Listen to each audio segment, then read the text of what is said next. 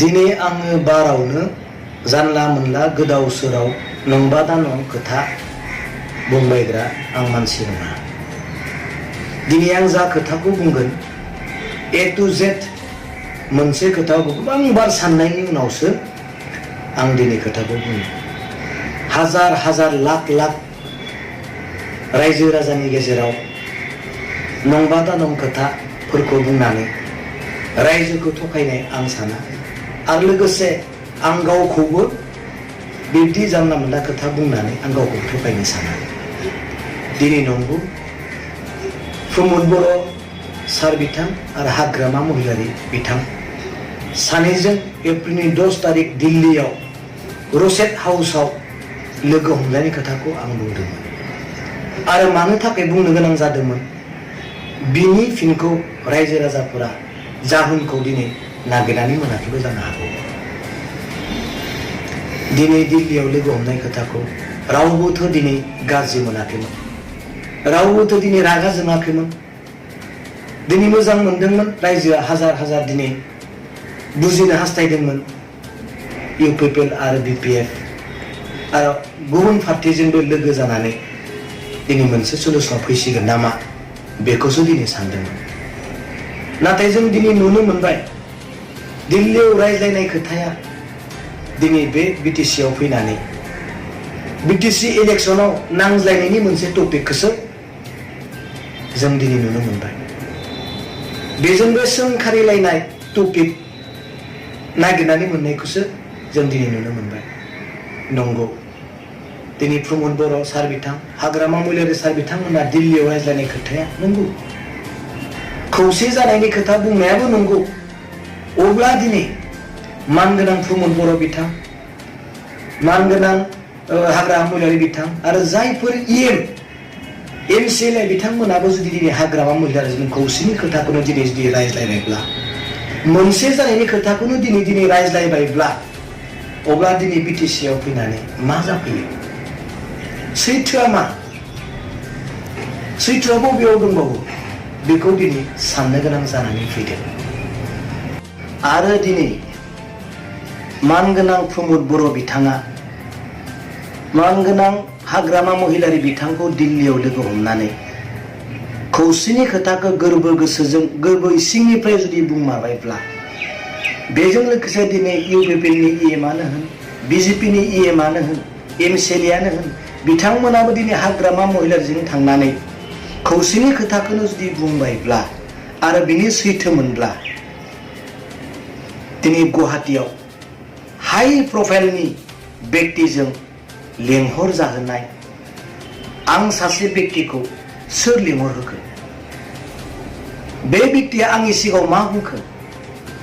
दिनै प्रमद बर' सार बिथाङा दिल्लीयाव बुंबाय जों खौसे जानांगौ।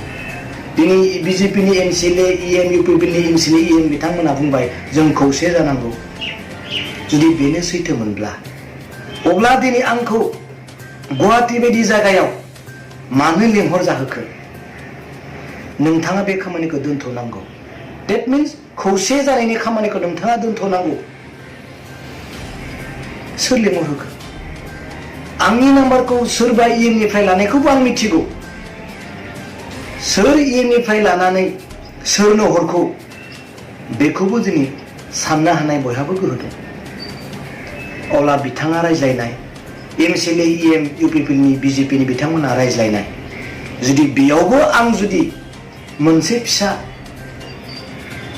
एंगेज जानानै दङब्ला, नोंथांमोननि रायज्लायनायजों आंहाबो जुदि गोजोननाय दङब्ला, अब्ला दिनै आंनि बे खामानिखौ स्टप खालामनो थाखाय, दम होजानो थाखाय आंखौ सोर लेंहर होखो? नागिरनानै दिनै रायजा मोननाय नङा, नाथाय आं दिनै मोनगोन। आं रावनिबो मुंखौ आं बुंनो साना। सोर आंखौ लेंहरहोदों गुवाहाटीयाव हाई प्रफाइलनि सासे व्यक्तिजों आरो बिथाङा मा बुंखो गासैबो खोथाखौ आं दिनै बुंनो साना। नाथाय बेनो सैथोमोनब्ला, खौसेनि खामानियानो जुदि सैथोमोनब्ला, नोंथांमोननि रायज्लायनाया जुदि थारैनो गोरबो गोसोजोंमोनब्ला आंखौथ' लेंहर होनांगौनि खुनु प्रयोजन गैयामोन। बरंस' आंखौ इनकारेजसो होनांगौमोन। दे फंबाय नोंनि खामानिखौ नों आवगायलांबाय था बिसो बुंनांगौमोन। आरो दिनै बिथाङा आंखौ बुंदों जाया लोगो हमनो लिंहरदोंमोन बिथाङा बुंदों नोङो सासे गुड कन्ट्रेक्टर गुड बिजनेसमेन जा आं नोंखौ बेयाव सापर्ट खालामो बिथाङा आंखौ बुंदों। बेजों लोगोसे बिथाङा मोनसे खोथा सिरियास खोथाखौ बुंबाय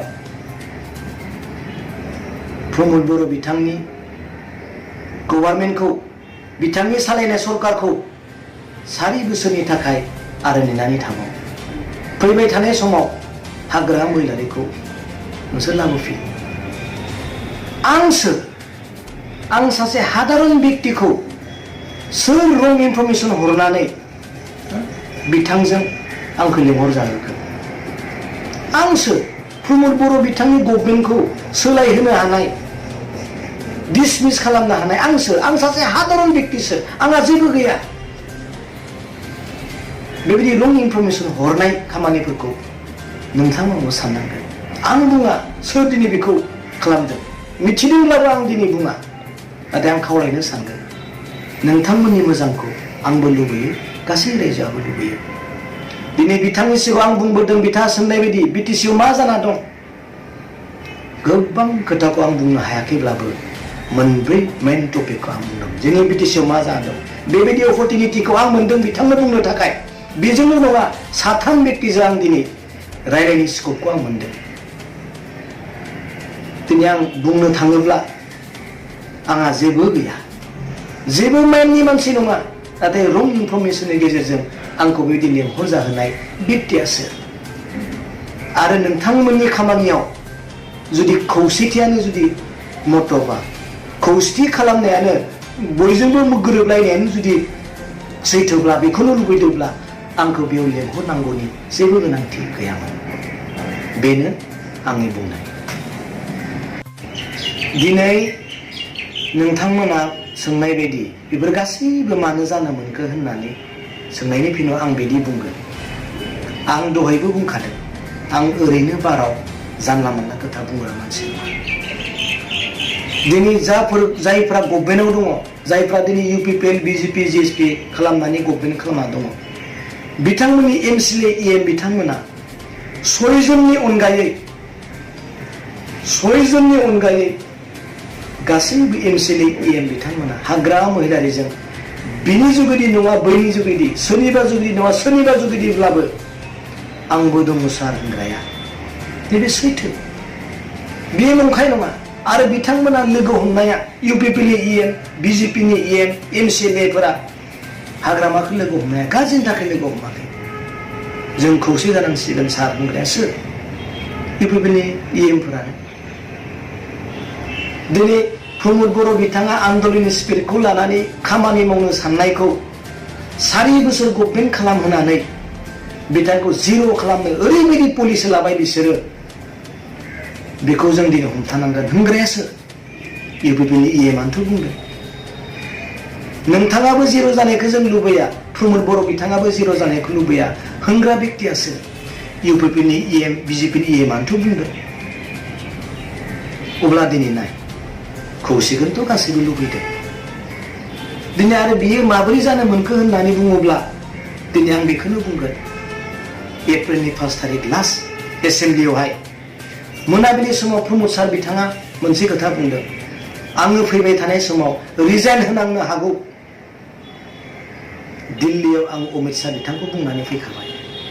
प्रमद बर' सार बिथाङाथ' बुंदों आं गोबाव समनि थाखाय फैयाखै आं फैबाय थानाय खम समनि गेजेरावनो आङो एंगारनांगौबो जानो हागौ सोर बुंदों प्रमद बर' सार बिथाङाथ' बुंदों आङो नंखाय राजनितिकआव थाबाय थानो आं गोसो गैया बेबायदि राजनितिकआ आंनि थाखाय नङा सोर बुंदों मानगोनां प्रमद बर' बिथाङाथ' बुंदों मोजांनि थाखायनो बुंदों बिथाङाबो खौसेयाव जों गासैबो दिनै फैनो हायो बेखौसो दिनै जोङो